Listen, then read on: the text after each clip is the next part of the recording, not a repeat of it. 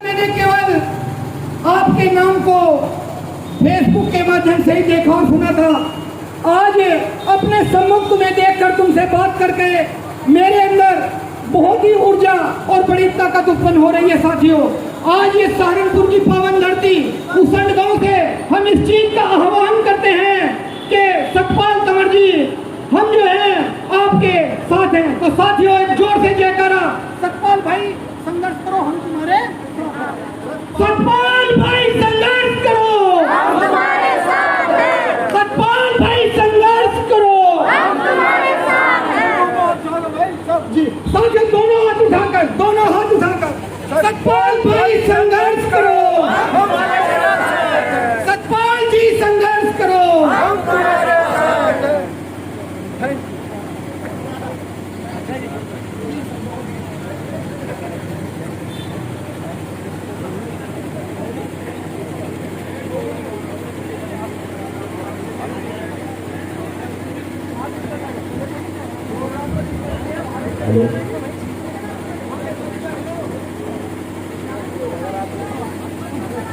सबसे पहले सहारनपुर की धरती को मैं सर झुकाकर नमन करता हूं।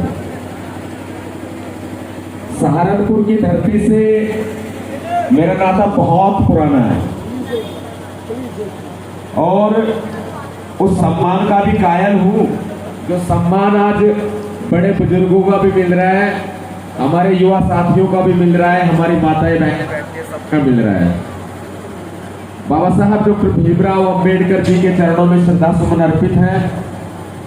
मान्यवर साहब काशीराम जी के चरणों में श्रद्धा सुमन अर्पित है और तथागत गौतम बुद्ध जिन्होंने हमें करुणा का रास्ता दिखाया, संत शिरोमणि गुरु रविदास जी और हमारे तमाम सभी महापुरुष और संत जिनके रास्तों पर हम चल रहे हैं। और सहारनपुर से कोई अपना रिश्ता नया नहीं है, सहारनपुर से बहुत पुराना रिश्ता है। सहारनपुर के बच्चे बच्चे को मैं सलाम करता हूँ। सहारनपुर की माओ ने, सहारनपुर के बड़े बुजुर्गों ने उन बच्चों को जन्म दिया है जो यहाँ बैठे हुए हैं। एक एक क्रांतिकारी साथी है, मैं एक एक क्रांतिकारी साथी को दिला सलाम व्यक्त करता हूँ। आप सबकी मेहनत है जो आज सहारनपुर, ऐसी बात नहीं है कि हम सिर्फ समाज के संघर्ष के मामले में आगे रहे हो, सत्ता के मामले में भी सहारनपुर आगे रहा है। छीन के सत्ता दिखाई है सहारनपुर ने। और फिर उत्तर प्रदेश से तो हमारा बहुत पवित्र रिश्ता है। यहाँ हमारी माताएं बहनें जो उम्मीद करती हैं, हमारे युवा साथी, हमारे भाई, हमारे हम उम्र, हमारे बुजुर्ग जो उम्मीद करते हैं और जो ये पगड़ी आप लोगों ने आज सहारनपुर में सर पर रखी है ना, इसका मान कभी झुकने नहीं दूंगा। सर कट जाए, कलम हो जाए, जान चली जाए, लेकिन बहुजन समाज का सर कभी झुकने नहीं दूंगा। सर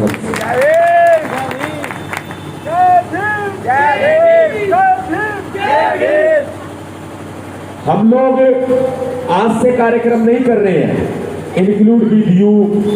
हमारे भाई विपिन बोध जी बैठे हैं, जिलाध्यक्ष सहारनपुर भीमसेना। शिवम अंबेडकर जी अगले प्रोग्राम की तैयारी कर रहे हैं, पहले यहाँ प्रोग्राम की तैयारी करवा के गए। मेरे सम्मानित बुजुर्ग बैठे हैं, मेरे साथी युवा साथी हैं। इन सब की जो मेहनत है वो लगातार चल रही है। मेरी बातों को ध्यान से सुनना। आप आज से प्रोग्राम नहीं कर रहे, आप कई सालों से प्रोग्राम कर रहे हो। बाबा साहब ने संघर्ष किया, बाबा साहब के इतने बच्चे थे, उन्होंने कुर्बानियां दी। मैं खुद कहता हूँ बाबा साहब ने कुर्बानी दी थी, उनके बच्चों ने भी कुर्बानी दी है, माता रमाबाई ने भी कुर्बानी दी है। आज पूरा समाज कुर्बानी दे रहा है। मान्यवर साहब काशीराम जी अपना परिवार त्याग करके समाज के बीच उतर गए। उनका कोई स्वार्थ नहीं था, उनका सिर्फ एक सपना था, जो ये आहें समाज की निकल रही है, जो पीड़ा से, दर्द से, जुल्म से, शोषण से जो ये समाज पीड़ित है, ये समाज हुक्मरान बन जाए। उस साल 1984 में 1984 29 अक्टूबर 1984 का मेरा जन्म हुआ था और मान्यवर साहब काशीराम जी ने 14 अप्रैल 1984 को बहुजन समाज पार्टी की स्थापना की थी, नींव रखी थी। तो उनकी एक ही उम्मीद थी कि ये दबा कुचला समाज, जो लोग हमारे ऊपर राज कर रहे हैं, हमारी वोटों पर राज कर रहे हैं, हमने अपनी ताकत को नहीं पहचाना कि हमारी ताकत क्या है। वोट हमारे सबसे बड़ी पावर है। हमारी इतनी बड़ी पावर है कि हम सत्ता को हिला सकते हैं, झुका सकते हैं, सत्ता हमारी हो सकती है। लेकिन गुलाम को गुलामी का एहसास कराते कराते मान्यवर साहब काशीराम जी साइकिल से उनको चलना पड़ा, उनकी चप्पलें घिस गई, लेकिन गुलाम को गुलामी का एहसास नहीं हुआ। आज तक प्रोग्राम कर रहे हैं, आज तक लोगों को इकट्ठा कर रहे हैं, वोटों में कन्वर्ट नहीं कर पा रहे, बहुजन समाज पार्टी का शासन नहीं आ पा रहा। और यहाँ तक कि जब हमारे समाज पर अत्याचार होता है, हमारे समाज पर शोषण होता है, तब हम लोग इकट्ठा होते हैं, फिर उसके बाद में फिर पीछे हट जाते हैं। आखिर इस चीज का सुधार कब होगा? सपना जो देखा है हमारे महापुरुषों ने, वो पूरा कब होगा? उसके लिए मान्यवर साहब काशीराम जी ने एक नारा दिया था, व्यवस्था परिवर्तन का। उसी नारे को भीमसेना पूरा कर रही है, और भीमसेना नहीं, आप पूरा कर रहे हैं। ये सब आपको करना है। आज तक आप देखते आ रहे हैं, सब्बीरपुर का कांड हुआ तब भी मैं यहां था। हमारे से जो बन पड़ा हमने किया। सपना चौधरी जाति सूचक रागनी गाई, उसने कोर्ट में घसीटा, आज भी केस चल रहा है, सबक सिखाया। सहारनपुर का बहुत अच्छा साथ रहा मेरा।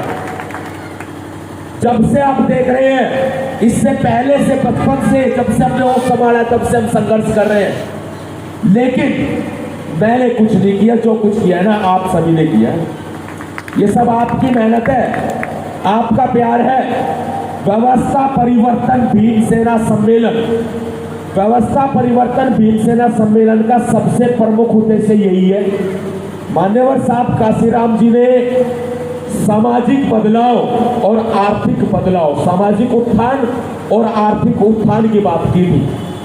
व्यवस्था परिवर्तन में मान्यवर साहब काशीराम जी ने सत्ता की बात की थी। सत्ता हमारे हाथ में आ जाए तो सब कुछ हो जाएगा। यह पॉलिटिकल ऑर्गेनाइजेशन नहीं है और यह पॉलिटिकल प्रोग्राम नहीं है, लेकिन हमने दिल से मान्यवर साहब को पढ़ा है, तभी हमने बहुजन समाज पार्टी को चुना है। और बहुजन समाज पार्टी की कमान मान्यवर साहब काशीराम जी बहन कुमारी मायावती जी के हाथों में दे करके गए हैं। तो मैं बहन कुमारी मायावती जी का दिल से सम्मान करता हूं और मैं उनको प्रधानमंत्री पद पर भी देखना चाहता हूं। लेकिन हमारी लड़ाई सामाजिक चलती है भीमसेना की। जहां पॉलिटिकल है, भीमसेना बसपा के साथ है। जहां सामाजिक बात है, हमारी सबसे बड़ी कमजोरी शिक्षा की रही है। शिक्षा पर हम ध्यान दे रहे हैं। देखिए, मेरी बात को बहुत ध्यान से और गौर से सुन के इसको फॉलो करने की कोशिश कीजिएगा। जो भीमसेना के पदाधिकारी, वो आपसे उम्मीद करेंगे कि युवा उनका साथ दें। बड़े बुजुर्गों से उम्मीद करेंगे आप आशीर्वाद दें। माताओं से उम्मीद करेंगे कि माताएं आशीर्वाद देकर के उनको आगे बढ़ाएं। और हमारी बहनों से उम्मीद करेंगे कि अपना भाई समझ के उसको इतना हौसला दे कि भाई इस समाज को कामयाब कर, और इस समाज को कामयाब करने के लिए व्यवस्था परिवर्तन का रास्ता जो मान्यवर साहब काशीराम जी ने दिखाया है, उस रास्ते पर चल। वो सबसे बड़ा है शिक्षा का रास्ता। शिक्षा के रास्ते पर, व्यवस्था परिवर्तन के रास्ते पर चलते हुए भीमसेना ने यह निर्णय लिया है कि पूरे देश भर में हर घर, हर गांव, हर गली, हर मोहल्ला, हर जिला, पूरे देश में भीमसेना विद्यालय खोले जाएंगे। गांव में कैसे? आपके घर में भी क्लास लग सकती है। आपके पास जगह नहीं है, आप अपने घर में क्लास लगाओ, बच्चों को पढ़ाओ, छोटे बच्चों को महापुरुषों की शिक्षा दो।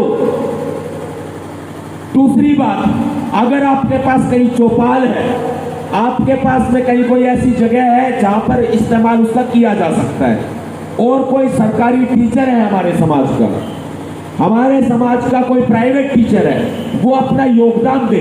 ये सबसे बड़ी जिम्मेदारी उन पदाधिकारियों के साथ आप सभी की भी होगी कि आप इसकी शुरुआत कराएं।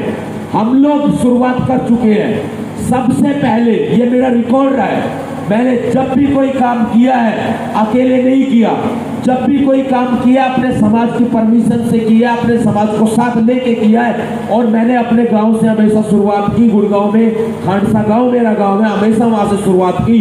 और मेरा साथ देने के लिए जो टीम आज मेरे साथ बैठी है, भाई अनिल तंवर जी है, अभय सिंह है, सूबेदार धर्म सिंह जी हैं, प्रताप कदम जी हैं, वशिष्ठ भाटिया जी हैं, डॉक्टर केपी सिंह जी हैं, इन साथियों ने मेरा वो साथ दिया है जो शायद एक छोटा भाई और बड़ा भाई जो सगे होते हैं ना, उनसे भी कहीं ज्यादा बढ़ के इन्होंने मेरा साथ दिया है। और वो साथ मैं तुमसे मांगता हूं।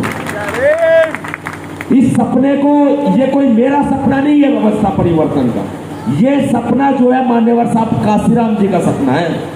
बाबा साहब डॉक्टर भीमराव अंबेडकर जी कितनी पीड़ाओं से निकले, कितनी पीड़ाओं को उन्होंने झेला, संविधान लिखा।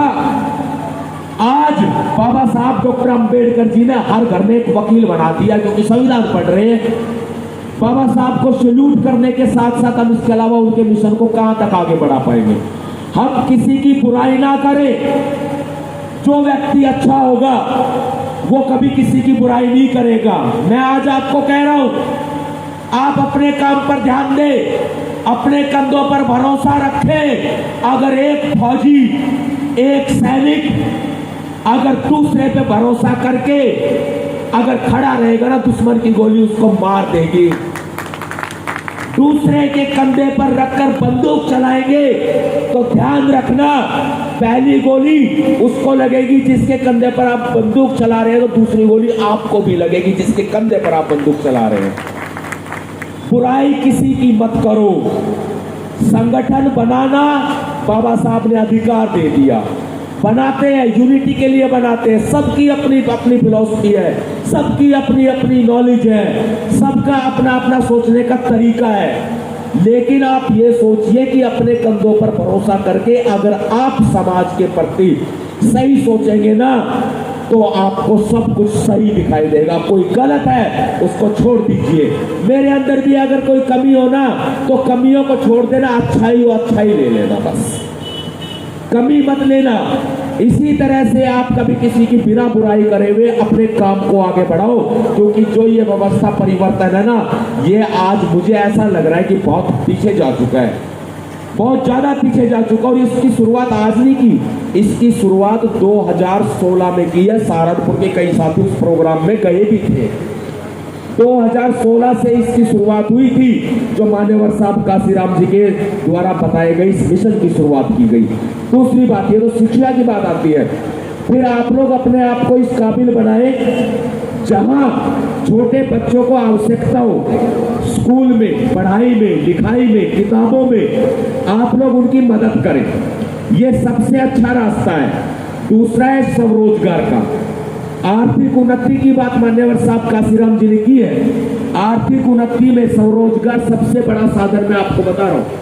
आज तक जब भी समाज को आवश्यकता पड़ी, जब भी समाज को हमारे युवाओं की जरूरत पड़ी, तो उनके ऊपर इस सरकार ने मुकदमे लगाकर जेल भेजने का काम किया है।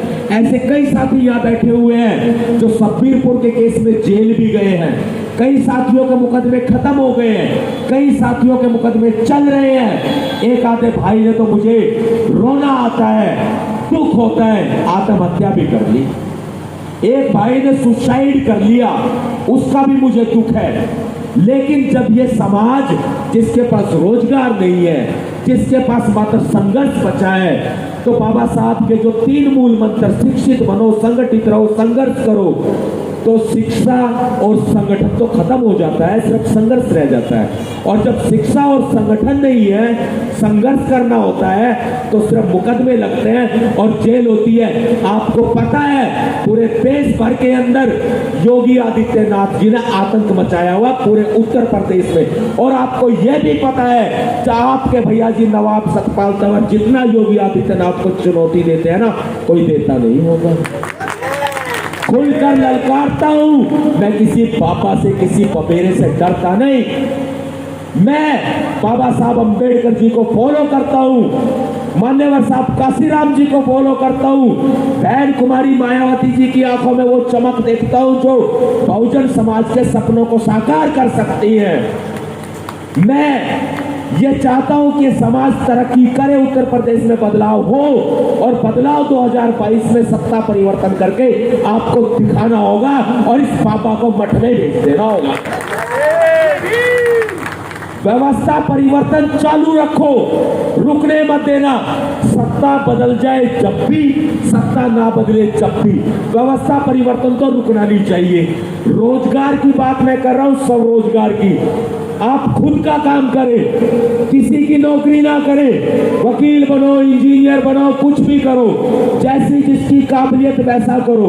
छोटे छोटे बच्चों में बाबा साहब की विचारधारा डालो, मान्यवर साहब की विचारधारा डालो। छोटे छोटे बच्चों को तैयार करो, आपकी आने वाली पीढ़ी शिक्षित तैयार होगी। IAS आपके होंगे, IPS आपके होंगे, मंत्री आपके होंगे, CM आपके होंगे, PM आपके होंगे, सब कुछ आपका होगा। समाज शिक्षित हो जाएगा तो ये सत्ता को तो छीन के ले लेगा। और जब ये कौम हुंकार करने पर आएगी, जब ये कौम बदलाव करने पर आएगी, जब ये खुद का काम करेगी, जब ये अपना स्वरोजगार करेगी, चाहे किसी भी लाइन में करो, किसी भी लेवल पर करो, छोटा करो, बड़ा करो, कैसा भी करो, अपना काम करो, अच्छा करो, आप मालिक कहलाओगे, किसी के नौकर नहीं कहलाओगे। ये है व्यवस्था परिवर्तन। इस बीच में आपके साथ लगातार आना होता रहेगा, मिलना होता रहेगा।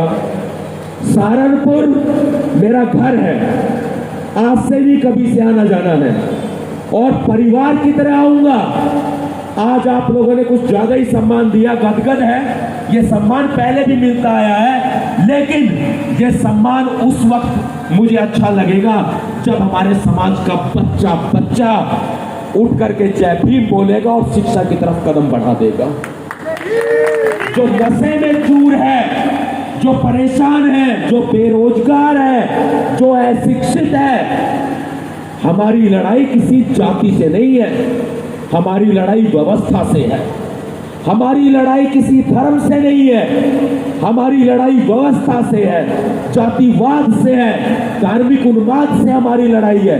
हमारी लड़ाई इस देश की सरकार से नहीं, उस RSS से है, BJP से है, जो 95 साल लगातार मेहनत करके आज ऐसा पक्का राज इस देश में स्थापित कर दिया है जो मुश्किल से निकल सकता है, क्योंकि इनके पास में EVM मशीन, जो सबसे बड़ी जादूगर मशीन है, EVM मशीन, वो इनके पास है।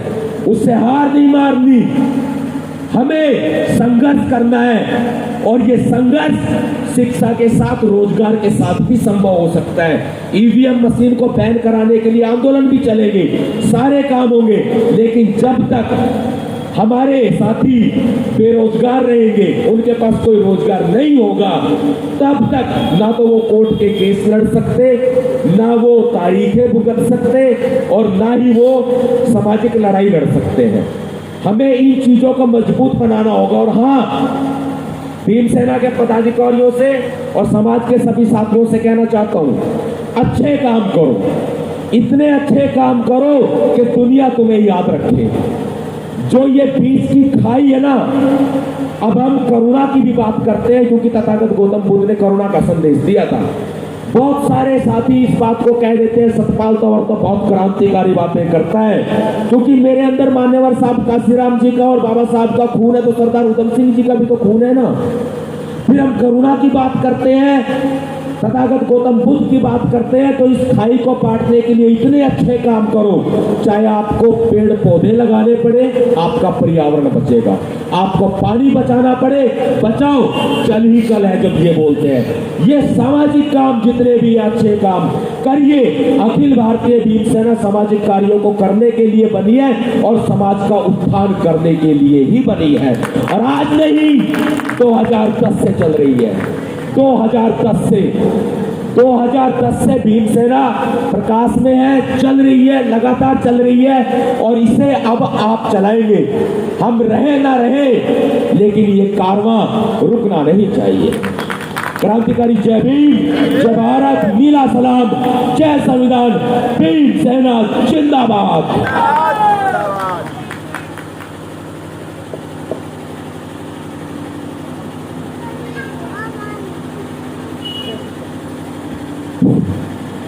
यहाँ पर उपस्थित सभी उपासक उपासिकाओं से मेरा अनुरोध है